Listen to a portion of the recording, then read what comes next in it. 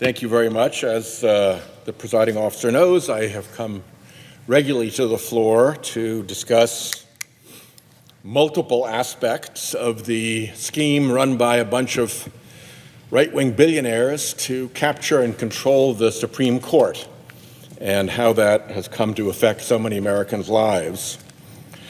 Well, in case there were not enough ethics problems already at the Supreme Court, after the billionaire gifts program for certain justices gave them luxurious, free, undisclosed travel gifts around the world, paid for homes for parents, education for dependents, and even an expensive motor coach that appears never to have had the principal repaid. Now we know that MAGA battle flags were flown over the Alito residences. We don't know all the facts of what happened. We do know that Alito's version of events differs from corroborated statements of other witnesses to those events.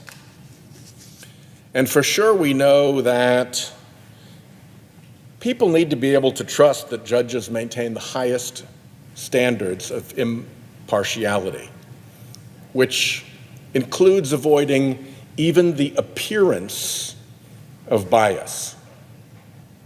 And say what you will about the excuses and the reasons for flying MAGA battle flags over the house of a Supreme Court justice, you cannot say that those flags did not appear.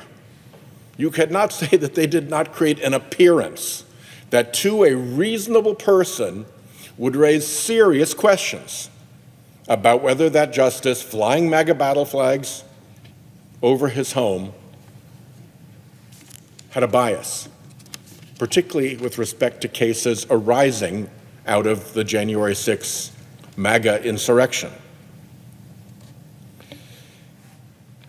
Whatever those fact differences are, they're important to try to get to the bottom of. And the problem is, it's hard to get those fact differences resolved because alone in the entire federal government, alone, Supreme Court justices are subject to no fact-finding process. If the presiding officer or me or the minority leader or the majority leader were subject to ethics complaints here in the Senate, our ethics committee has the ability to investigate and to do fact-finding and even to take statements. It's true over in the House as well. Even the powerful Speaker of the House can be subject to sanction, can be subject to investigation and to have to make statements. Heck, President Biden sat for an official interview about the documents in his garage. But the justices, and only the 9 justices, are protected even from any fact-finding, the most rudimentary foundation of legal process. And it's ironic because in theory, the Supreme Court is supposed to defend the integrity of legal process in this country, and what they do is they exempt themselves from its most rudimentary pillar. Obviously, this is all part of a long string of problematic behavior that has come to the public's attention, none of which has received adequate fact-finding over at the court. So for sure, these far-right justices have demonstrated that they need to be subject to an enforceable ethics code. You remember the routine they've been on. First it was, don't bother us, this is nobody's concern.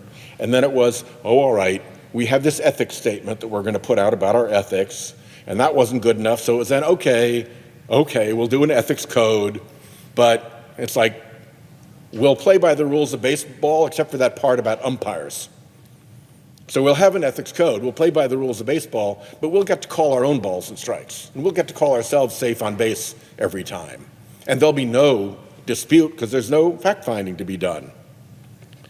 We also know that the justices won't talk to us about their messes, about this problem. Justice Roberts just declined a meeting with the chairs of the Judiciary Committee and the Courts Subcommittee. Alito sent us a letter expanding on his challenged version of events, but his correspondence is not subject to the veracity discipline of any sanction for falsehoods and omissions. Again, and making matters worse, Alito's story conflicts with the accounts of other people involved, and the Supreme Court, uniquely in all of government, has no mechanism for getting to the truth. So if the court won't create one, then we need to. And my Supreme Court ethics bill would do just that. Every investigator knows that you have to take a proper statement to get to the truth. The Supreme Court itself took statements from employees when it was investigating the Alito-Dobbs draft opinion leak. But no matter what the circumstances, no matter how bad it gets, no fact-finding process applies to the 9 justices. Just them. Everybody else in government is subject to some fact-finding process, not them. That can be fixed. Nowhere is the Supreme Court forbidden to have an inbox for ethics complaints. Nowhere is the Supreme Court forbidden to hire clerical staff to sort out nutty from legitimate ethics complaints. Nowhere is the court forbidden to hire staff attorneys to look into the legitimate ethics complaints and do a little investigating.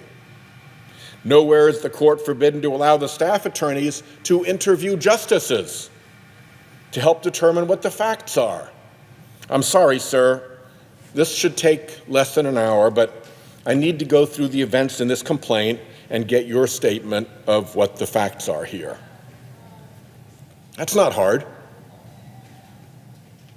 And nowhere is the court forbidden from allowing, for instance, a panel of senior, respected federal chief judges who administer the ethics code in their own circuits to compare what the justices did, what the fact-finding investigation revealed, with what those chief judges would allow in their circuits, and then make that comparison public. None of that offends the separation of powers.